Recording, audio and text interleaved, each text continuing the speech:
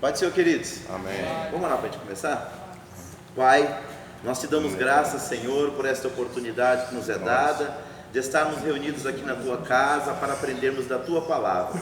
Te louvamos, Senhor, por tudo aquilo que o Senhor tem nos revelado e te pedimos graça, Senhor, para colocarmos em prática aquilo que nós temos aprendido. A tua palavra é lâmpada para os nossos pés e luz para o nosso caminho, Senhor.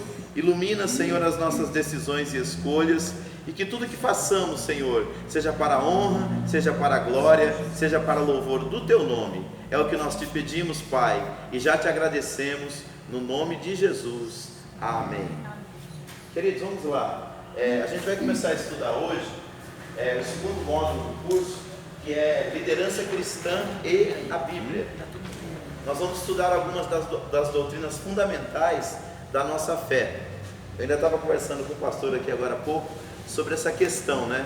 Nós vivemos uma época um tanto conturbada, porque assim, o número de denominações cresceu muito e muitas delas se apegam profundamente às escrituras sagradas para montar as suas doutrinas. Outras, elas se preocupam mais com a experiência humana, e não é que a experiência não é importante, mas tem uma regra da hermenêutica, né, que é a arte de interpretar a Bíblia, que a gente entende que a experiência ela deve ser observada à luz da Bíblia e não o contrário. Existem algumas denominações e até algumas, como eu posso dizer, algumas correntes teológicas que eles estão invertendo a situação, eles estão analisando a Bíblia à luz da vida. E qual que é o problema de você fazer essa inversão? A gente acredita que a Bíblia é a palavra de Deus, nós vamos falar sobre isso daqui a pouco. E é em cima do que a palavra de Deus diz que a gente monta a nossa forma de pensar, de agir e de se comportar. Mas o que acontece? Quando você inverte os papéis, você não usa mais a Bíblia como a sua base de regra, fé e prática. Você usa a Bíblia de forma recortada, né? Vai recortando alguns textos bíblicos para apoiar as suas ideias. E a pessoa que é inteligente, e geralmente o herege ele é um cara inteligente, o que ele faz? Ele desconsidera os textos bíblicos que vão contra o pensamento, a atitude e a filosofia dele, e ele se prende ao quê? Aos textos que ele consegue torcer para fundamentar as suas doutrinas. Então, quando a gente fala de liderança cristã e a Bíblia, a gente parte do pressuposto que a Bíblia é a palavra de Deus. E nós já vamos começar a falar sobre isso. Então vamos lá. O que nós vamos estudar? Nós vamos estudar as doutrinas fundamentais ou doutrinas cardeais da nossa fé. A Bíblia toda é a palavra de Deus, amém? De Gênesis até o livro do Apocalipse. Mas está comprovado que tem assuntos na Bíblia que para o nosso dia a dia eles são mais importantes. Tanto que eles são repetidos muito mais vezes, desde o Antigo Testamento até o livro do Apocalipse. Só de estar nas Escrituras, o assunto é importante.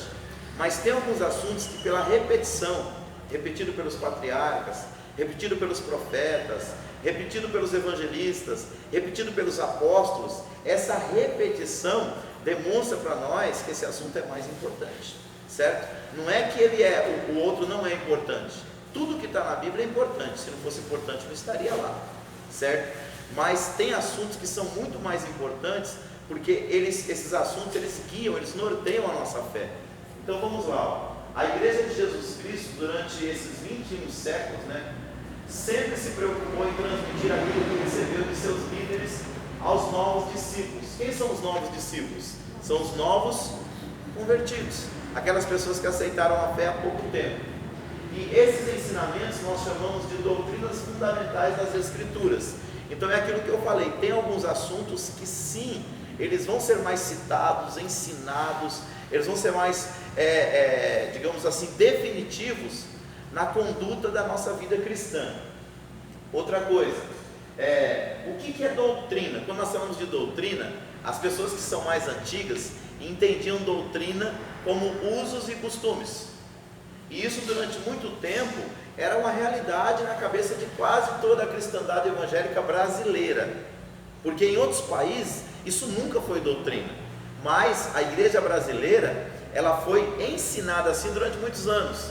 E o que aconteceu? Nós perdemos, porque durante muito tempo a igreja, através da sua liderança, proibiu o estudo da Bíblia.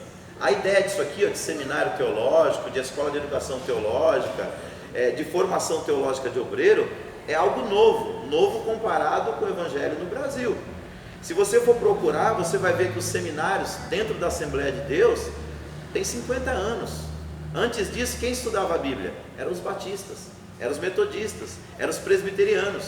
Nós não estudávamos a Bíblia com profundidade, e o que nós tínhamos de literatura era estrangeira, vinha em outra língua, precisava ser o quê? Interpretada.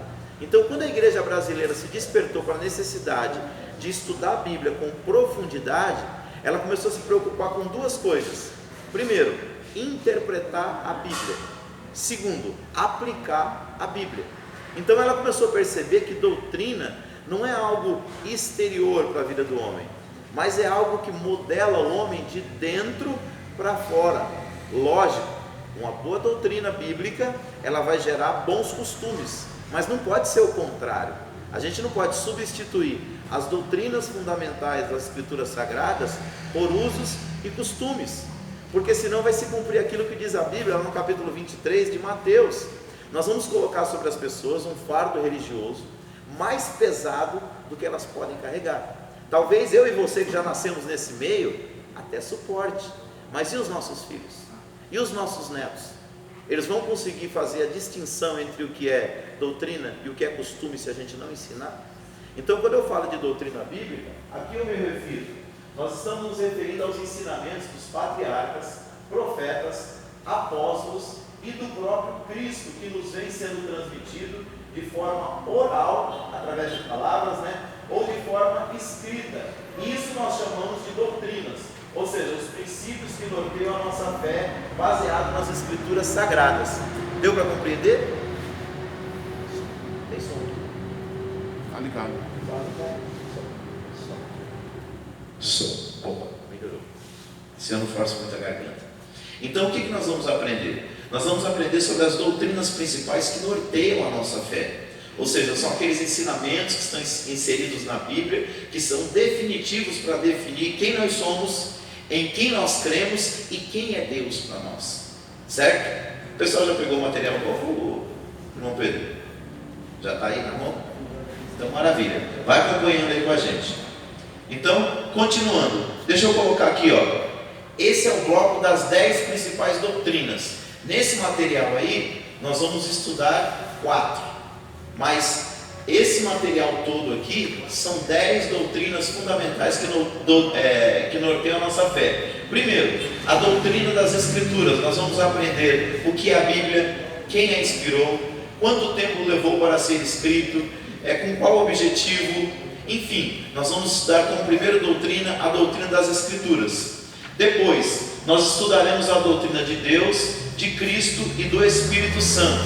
Na Bíblia Sagrada existem textos comprobatórios que revelam que o Pai, o Filho e o Espírito Santo é Deus. Então a Trindade não é uma ideia de Tertuliano, não é uma ideia de Santo Agostinho, não é uma ideia de nenhum teólogo, não, é uma revelação bíblica, e nós vamos aprender isso através da palavra, certo? Por que é importante a gente conhecer a doutrina bíblica do Pai, do Filho e do Espírito Santo e das Escrituras? Porque as seitas, quando elas surgem, que elas vêm atacar a nossa fé, elas começam por aí.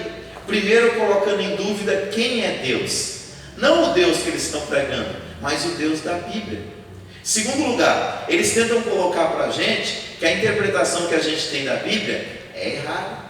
Se você não tiver fundamento bíblico doutrinário, com poucos versículos a pessoa faz uma confusão na sua cabeça e você, dentro de pouco tempo, já está querendo mudar de religião. Outra coisa, a doutrina de Jesus Cristo. Por que ela é fundamental? Porque a Bíblia diz que não há outro nome através do qual nós devamos ser salvos. E salvação sem Jesus não é salvação. Então ele disse mesmo: eu sou o caminho, eu sou a verdade e eu sou a vida. Ninguém vem ao Pai a não ser por mim. E por que nós devemos nos atentar à doutrina do Espírito Santo? Que são as 4 que nós vamos estudar nesse material que está na mão de vocês. É porque, queridos, quem convence o homem do juízo, da justiça e do pecado é o Espírito Santo. E se você não conhecer o Espírito Santo, a Bíblia diz mais, a Bíblia diz que toda a profecia foi dada por vontade de Deus, e ela não deve ser interpretada ao nosso bel prazer.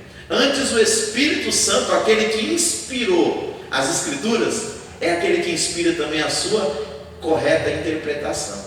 Então, nesse módulo nós vamos estudar essas 4 doutrinas fundamentais: doutrina das Escrituras, doutrina do Pai, doutrina do Filho e doutrina do Espírito Santo. Eu acho que não precisa nem falar, né? Vocês estão com o material em mãos, vocês vão passar 30 dias tratando desse assunto, e aí tem centenas de referências. Chega em casa, começa a ler, começa a checar as referências. Seja um crente bereano. O que é um crente bereano?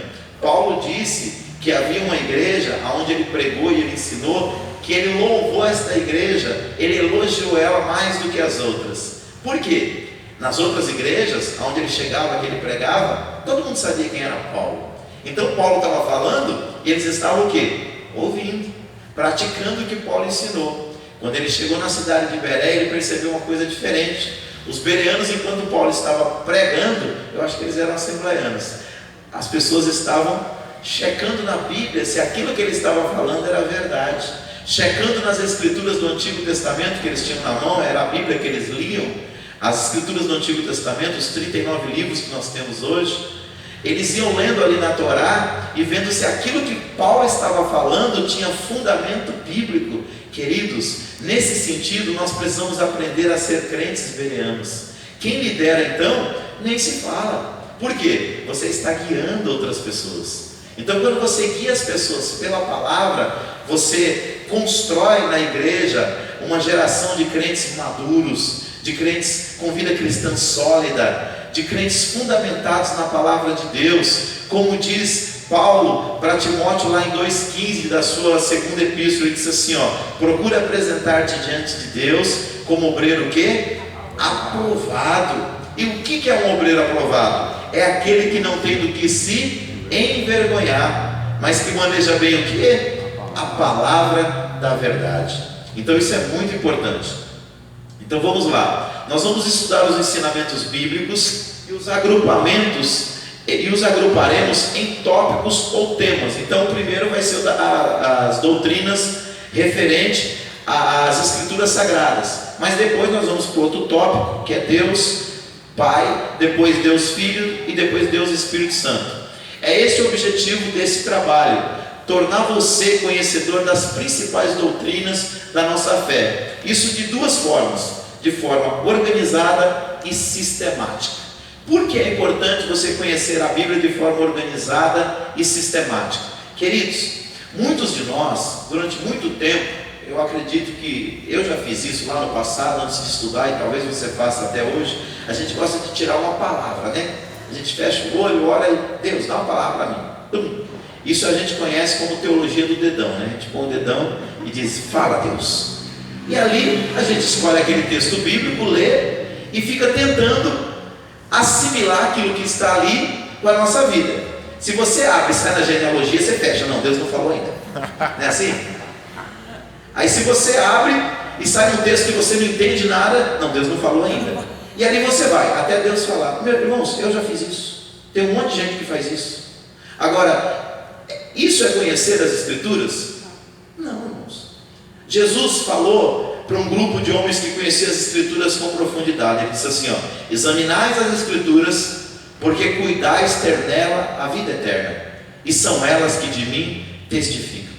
A Bíblia deve ser lida, estudada, ela deve ser pesquisada. Nós devemos nos aprofundar nela, irmãos, porque ela é a palavra de Deus. Todo cristão não deveria conhecer a Bíblia superficialmente, mas profundamente. Quantos aqui acreditam que a Bíblia é a palavra de Deus? Acredita mesmo? Tem certeza? Você acredita que ela é o pão que alimenta a nossa alma? Quem acredita? Glória a Deus. Não precisa mais levantar a mão. Mas por que a gente não se alimenta dela todo dia? Não existe uma incoerência aí? Se a gente acredita que toda vez que a gente abre a Bíblia, Deus está falando conosco, por que a gente abre 50 vezes o WhatsApp por dia, 150 vezes o Facebook, 200 vezes o Instagram, E a Bíblia a gente só abre no culto. Silêncio fazia assim no jardim. Sabe por quê, irmãos? Porque às vezes, são dois motivos. Ou nós não acreditamos, eu creio que você acredita, ou então nós não fomos diligentemente ensinados e instruídos. Por quê? O pastor falar aqui no púlpito é uma coisa, a igreja disponibilizar pessoas que sentem com você e demonstrem para você na prática a importância das escrituras é outra. Está entendendo? Então a gente se acostumou com a ideia que nós trouxemos lá da grande igreja, onde a maioria fez parte, aquela que vem lá de Roma. Nós aprendemos que o sacerdote interpreta a Bíblia e ensina, e a gente só vai se alimentando. E a gente às vezes sai de lá e vem para cá com a mesma mentalidade. Você pode prestar atenção que a mentalidade da seita não é assim. Toda seita, ela se preocupa em ensinar diligentemente as suas doutrinas. Você não encontrou um membro de uma seita que já está lá há algum tempo, que conhece superficialmente a sua doutrina. Eles se aprofundam, eles são categóricos. Por quê? Eles sabem que os 12 bilhões de células que tem na sua mente, se eles estiverem saturados daquele assunto, você se tornará uma pessoa resistente a novas ideias. A gente que é cristão acha que nós somos salvos pela graça, o Espírito Santo já nos salvou, nós já temos o dom de Deus, nosso nome já está escrito no livro da vida e está tudo resolvido. E aí, irmãos, isso é só o começo. Oséias, no capítulo 6, no versículo 3, ele diz assim: conheçamos e prossigamos em conhecer o Senhor. O que significa isso? Deus tem muito mais para te revelar. Deus tem muito mais para trazer ao seu conhecimento, para mudar a história da sua vida, porque esse é o papel da palavra, é mudar radicalmente a história da nossa vida, é nos tornar pessoas mais parecidas com Jesus. Amém? Então vamos lá, mais um.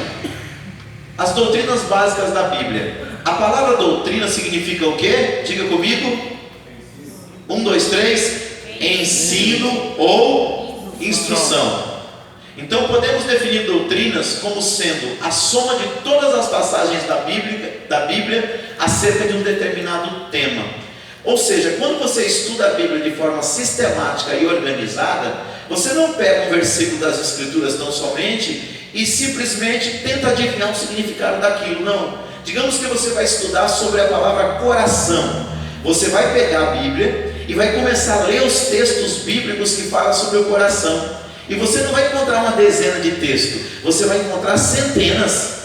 Então pensa, se uma coisa está na Bíblia uma vez, ela é importante. Se ela está na Bíblia centenas de vezes, é porque o assunto é super importante. Então quanto mais você vai lendo as referências sobre aquele mesmo tema, o que acontece? A sua mente vai se abrindo, vai se expandindo. E quando a mente muda, irmãos, tudo muda.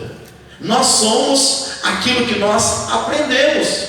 E uma das coisas que nós temos que aprender é desaprender. Nós aprendemos muita coisa errada, seja no mundo, seja com a religiosidade, seja com a herança familiar, mas são coisas que estão dentro de nós. Como é que vai sair, pastor Davi? É com sal grosso? É com óleo derramado na minha cabeça? Não. É com corredor? Não. É com a palavra de Deus. Paulo disse para a igreja em Roma: rogo-vos, irmãos, pela compaixão de Deus, que apresenteis os vossos corpos em sacrifício vivo, santo e agradável, que é o vosso culto racional. Ou seja, é um culto com a mente, com raciocínio, com a razão. Versículo 2: e não vos conformeis com este mundo, mas transformai-vos. E aí ele dá o segredo: pela renovação do vosso entendimento, para que experimenteis o que? A boa, perfeita e agradável vontade de Deus. Conforme você vai conhecendo as Escrituras, os paradigmas antigos vão sendo vencidos. O paradigma da ira, como eu falei na outra aula, o paradigma do medo, o paradigma da incredulidade, o paradigma muitas das vezes de ceder às tentações da carne. Deus vai colocando novos arquivos da palavra dentro da sua mente. Quando você chega dentro de uma situação para tomar uma decisão, a tua mente vai buscar o quê? Arquivos lá para você decidir. Se ele encontrar a palavra de Deus, ele vai trazer uma resposta bíblica, saudável, divina, inspirada para aquilo que você está vivendo. Quem está entendendo?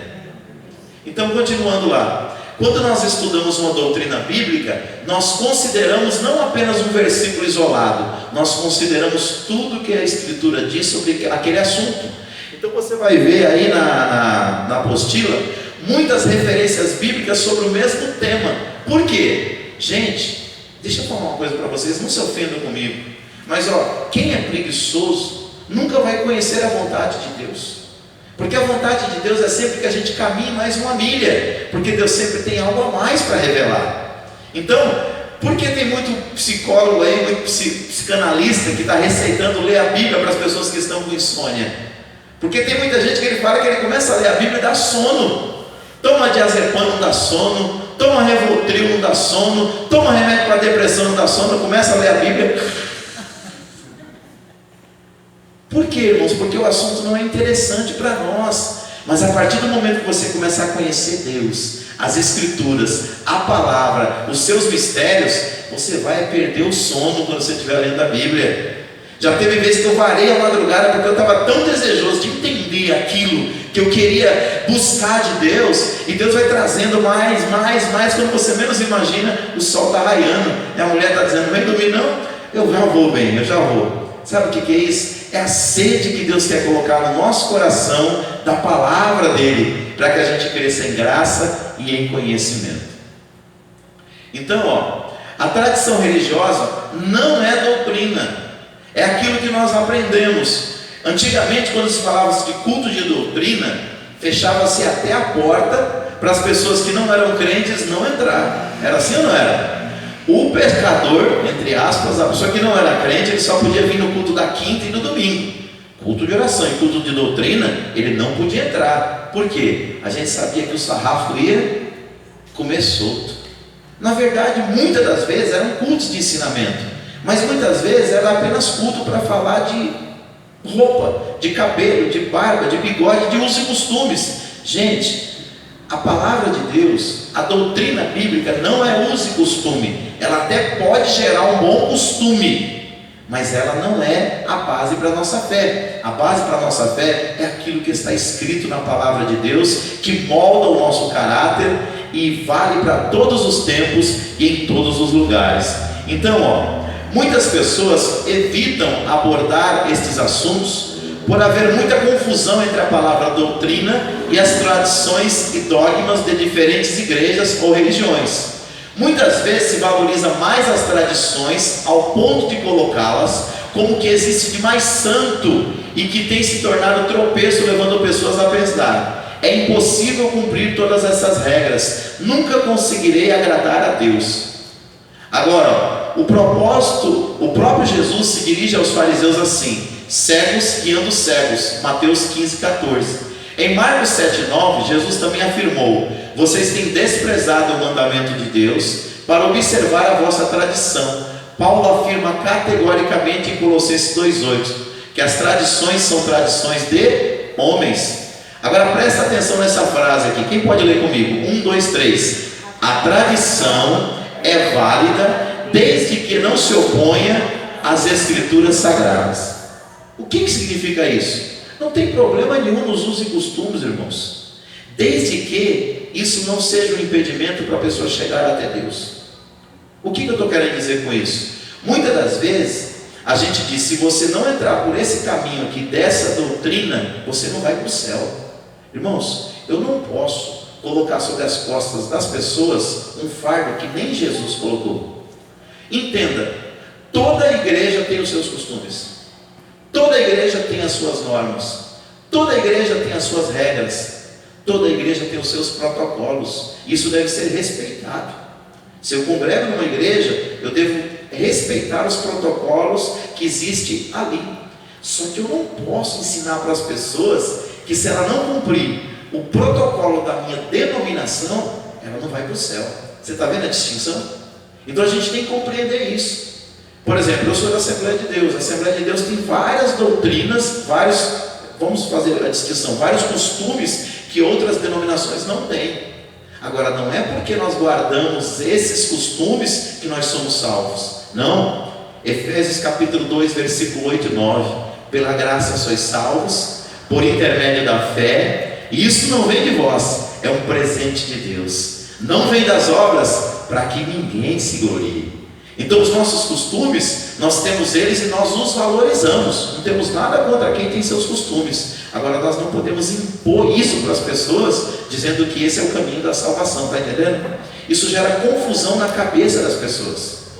Então eu tenho que me prender àquilo que está escrito. Aquilo que está escrito é válido no Brasil, é válido na China, é válido no Paraguai, é válido lá na Europa. Aonde você for, a palavra de Deus é a mesma. Agora os costumes, eles são locais. Está conseguindo entender a distinção? Então a doutrina bíblica é aquela que aonde você for, você pode ensinar ela com toda a propriedade. Se você, por exemplo, entrar num país como o Egito, você vai ver homens andando de mão dada na rua. E não é porque eles são homoafetivos, não, é porque lá é um costume do local. Esses dias eu ouvi um pastor pregar, ele disse que ele chegou numa igreja, num local da África, onde os irmãos praticavam o ósculo santo. O que é o ósculo santo? Veja onde, Milton? Só que lá o ósculo santo era na boca. Mas era um costume do local. Ninguém se escandalizava. Ninguém beijava o outro na boca por malícia, por sensualidade.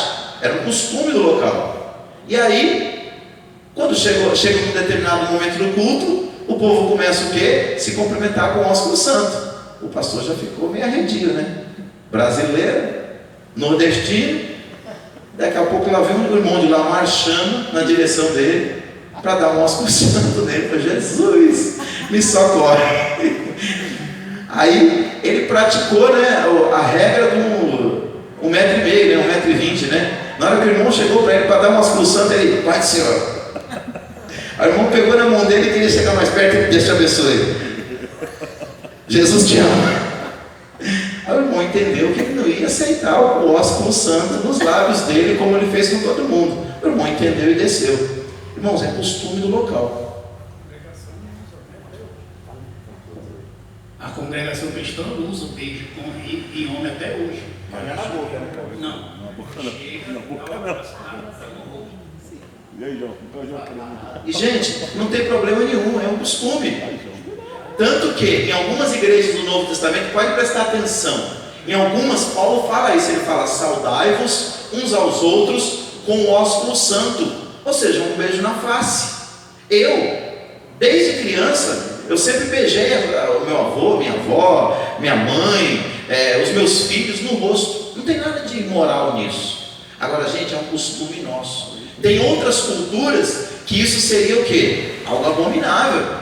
Está entendendo? Então você tem que entender a distinção, a diferença entre o que é um costume local e uma doutrina bíblica. A doutrina bíblica, ela é supracultural. Aonde você chegar, pecado é pecado, verdade é verdade.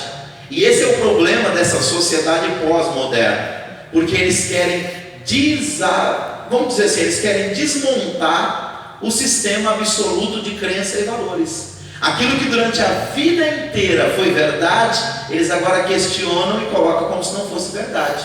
Já visto o que aconteceu em São Paulo. O governador mandou recolher as cartilhas das escolas que estavam ensinando lá, de forma camuflada, que o ser humano, quando nasce, não nasce homem nem mulher, se constrói ao longo da vida. E paz meus senhores, já está cheio de crente com minhoca na cabeça. Por quê? Porque a força cultural, ela é muito forte. Mas irmãos, quem conhece as Escrituras, está em paz. Porque a Bíblia diz que no princípio Deus nos fez assim, macho e fêmea. Não criou a coluna do meio. A coluna do meio é invenção dos homens. É seco, Bom, continuando aqui. Então a tradição é válida, desde que ela não se oponha às Escrituras, certo? Continuando.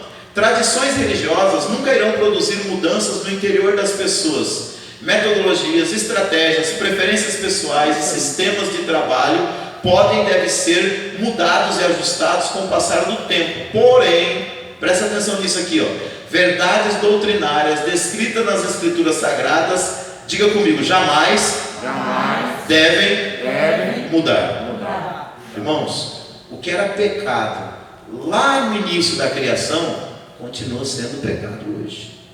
O que era pecado na igreja primitiva, continua sendo pecado hoje. Ah, pastor, mas está tudo mudando. Tá, mas Deus não mudou. Mas o que acontece? Muita coisa que foi ensinado para você e para mim na infância, que eu achava, e eu fui ensinado que era pecado, não era.